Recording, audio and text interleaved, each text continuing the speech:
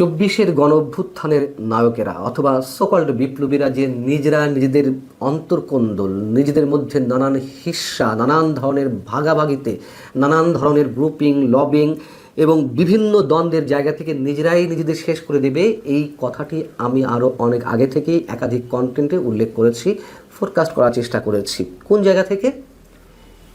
ইতিহাস যে আমাদের শিক্ষা দেয় সেখান থেকেই। তার কারণ বিপ্লবী বলুন, অভ্যুত্থানকারী বলুন বা আদর্শিক রাজনীতি বলুন, এইগুলোতে যখন পচন ধরে, এগুলোতে যখন গিভ অ্যান্ড টেকের বিষয় চলে আসে, এইগুলোতে যখন লোভের একটা ভয়ঙ্কর জায়গা কেন্দ্রভূত হয়ে পড়ে, তখন এগুলো আর থাকে না। এবং এই বিপ্লবীদের, কথিত বিপ্লবীদের ক্ষেত্রে আমরা সেই বিষয়গুলোই দিনে দিনে স্পষ্ট হতে দেখছি এবং তারা যে শেষ হওয়ার পথে, সেগুলো আমাদের সামনে খুব দ্রুত গতিতে প্রকাশ পাচ্ছে। সে বিষয়ে সামান্য কয়েকটা উদাহরণ দেব। অন্যদিক থেকেও আমরা এই বিষয়টা আলোচনা নিয়ে আসতে পারি। মাত্র একদিন আগে বাংলা ভিশনে স্থানীয় সরকার বিষয়ক উপদেষ্টা আসিফ মাহমুদ সজীব ভুঁইয়া কিংবা তার বাবা বিল্লাল হোসেনকে নিয়ে যে দীর্ঘ অনুসন্ধানমূলক প্রতিবেদন প্রচারিত হলো, সেটি নিয়েও আমরা বর্তমান সময়ের রাজনীতি, কথিত বিপ্লবীদের লোভাতুর বা লোভনীয় টার্গেট এবং গণমাধ্যমের চারিত্রিক বৈশিষ্ট্য নিয়ে একই সঙ্গে আলোচনা করতে পারি। বাংলা ভিশনে যে দীর্ঘ প্রতিবেদনটি প্রকাশিত হয়েছে, আপনারা জানেন এর মধ্যে তুমুল হইচই ফেলেছে, রাজনৈতিক অঙ্গনেও যথেষ্ট সাড়া ফেলেছে। বিশেষ করে এই প্রতিবেদনটি আসিফ মাহমুদ সজীব ভুঁইয়া এবং তার বাবাকে কেন্দ্র করেই করা। এবং এই প্রতিবেদনের মূল উপযোগ্যটা কী তাও আপনারা জানেন। যদি ছোটো করে বলি যে কুমিল্লা মুরাদনগরে গত কয়েকদিন আগে মাদক ব্যবসার অভিযোগে একই পরিবারের 3 সদস্যকে যে হত্যা করা হলো, তারাও স্থানীয় রাজনীতির বলি, যেখানে আসিফ মাহমুদ সজীব ভুঁইয়ার ক্ষমতার দাপট কিংবা তার রাজনীতি জড়িয়ে রয়েছে। অবশ্যই এর সাথে স্থানীয় বিএনপি রাজনীতি জড়িয়ে রয়েছে। পাশাপাশি আকুবপুর ইয়াকুব আলী ভুঁইয়া উচ্চ বিদ্যালয়ের সহকারী প্রধান শিক্ষিকা শিখা রানীকে আসিফ মাহমুদের বাবার ব্যক্তিগত আক্রোশের শিকার হতে হয়েছে, আক্রোশের শিকার হয়ে তাকে নানান ধরনের নির্যাতনের শিকার হতে হয়েছে এবং স্কুল কক্ষের মধ্যে তাকে বিবস্ত করে তার উপরে নিপীড়ন চালানো হয়েছে। এই সব বিষয়গুলো আমরা জানি কেন, কী কারণে। যদি বলেন সত্যতা কথাখানি, অবশ্যই স্থানীয় বিএনপির সেখানে একটি রাজনীতি রয়েছে, এটা যেমন সত্য কথা। পাশাপাশি আসিফ মাহমুদ সজীব ভুঁইয়ার যেই ক্ষমতার দাপট এবং তার দাপটের প্রভাবে তার বাবার যেই লোকাল পলিটিক্স বলি কিংবা তার দাম্ভিকতা, সব কিছুরও অবশ্যই একটা সত্যতা রয়েছে। এখন রাজনীতির কথা বলছিলাম, গণমাধ্যমের চরিত্রের কথা বলছিলাম, বা এই যে কথিত বিপ্লবীদের ক্ষমতার যে রাজনীতি সেটির কথা বলছিলাম।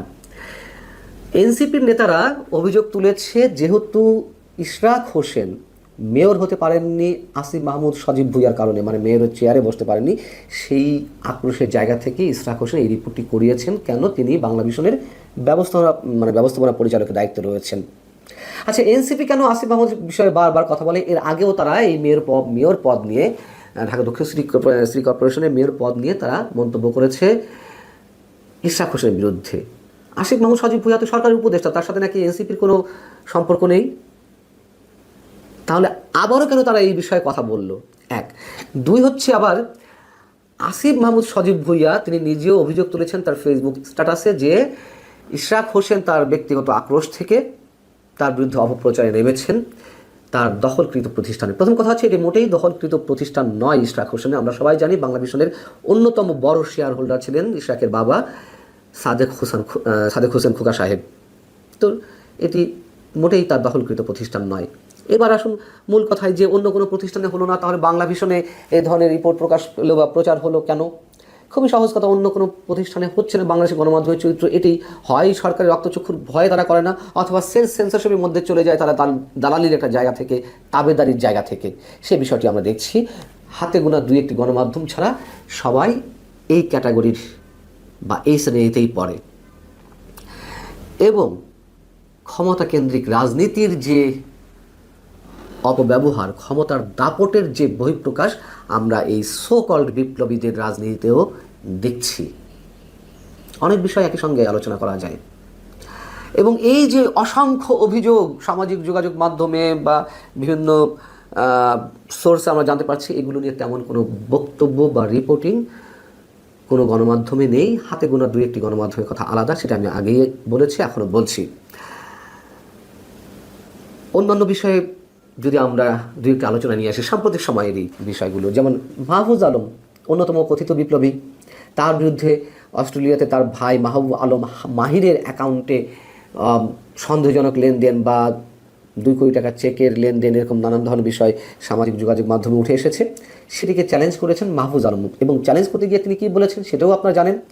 নিজেদের মধ্যকার যেই ক্ষমতার রেষারেষি, দ্বন্দ্ব, ভাগাভাগির এক ধরনের অমীমাংসার জায়গা থেকে তারা একে অন্যের পিছনে লেগে উঠেছে। যেমন মাহফুজ আলম কী বলছেন, তিনি বলছেন যে আজকাল অনেকের লেজ কাটা যাচ্ছে বলে আমার বিরুদ্ধেও লেগেছেন। খেয়াল করুন, নতুন একটি দলের কয়েকজন মহারথী এতে জড়িত।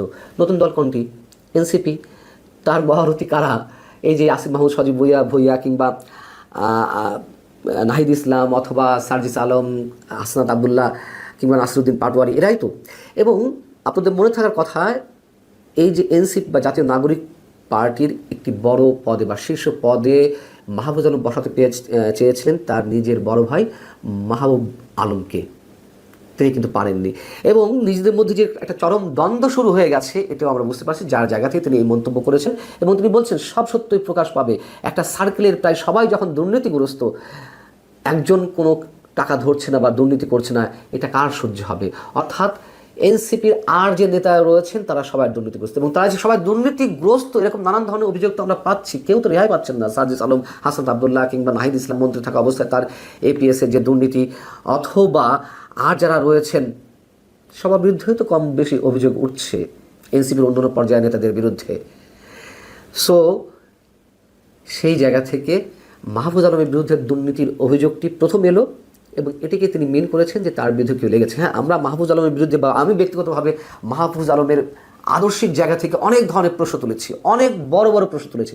তবে দুর্নীতি এই জায়গাটিতে সম্ভবত আমরা সার্টিফিকেট দিতে চাই না, তো এখনও পর্যন্ত এমন সুনির্দিষ্ট কিছু পাওয়া যায়নি।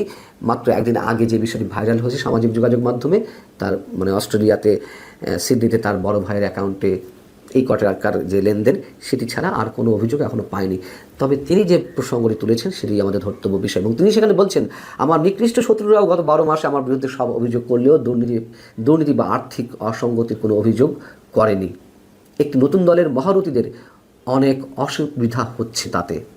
এবং তিনি যখন এই পোস্টটি ফার্স্ট দিলেন, তার পরবর্তীতে আবার খানিকটা অংশ এডিট করেছেন। এই যে বিশেষ দলের কিছু দুর্নীতিবাজ লোকের কথা তিনি উল্লেখ করেছেন, এবং নিজেদের মধ্যকার যে দ্বন্দ্ব সংঘাত সেগুলো তিনি তুলে ধরেছেন, সেই জায়গাগুলো আবার তিনি এডিট করে আবার বলছেন কয়েকটা বাক্য নিয়ে অযথাই জল ঘোলা হচ্ছে, তাই এডিট করে দিলাম। এখন এনসিপি নেতাদের বিরুদ্ধে তদবির বাণিজ্য, মামলা বাণিজ্য, নিয়োগ বাণিজ্য, ঘুষ বাণিজ্য, দুর্নীতি, পদবি নিয়ে দ্বন্দ্ব, মারামারি, সংঘর্ষ, এগুলো তো আমরা গত 11 মাসে ক্লান্ত হয়ে গেছি দেখতে দেখতে। এগুলো তো আর অভিযোগের পর্যায়ে নেই, তাই না? এবং সর্বশেষ পর্যায়ে এনসিপির একজন নেতা রিয়াদ, তিনি যে চাঁদাবাজি করতে গিয়ে আটক হলেন। উমুয়া ফাতেমা বৈষম্যবিরোধী ছাত্র আন্দোলনের মধ্যে কী চলছে সেগুলো তিনি তুলে ধরেছেন প্রকাশ্যে। অতএব গণ অভ্যুত্থানের নায়কেরা লণ্ডভণ্ড হতে চলেছেন, তারা আর সাধারণ মানুষের মধ্যে সম্ভবত আর মানে খুব বেশি দিনের জন্য কোনো ধরনের কোনো গ্রহণযোগ্যতা ধরে রাখতে পারবে না।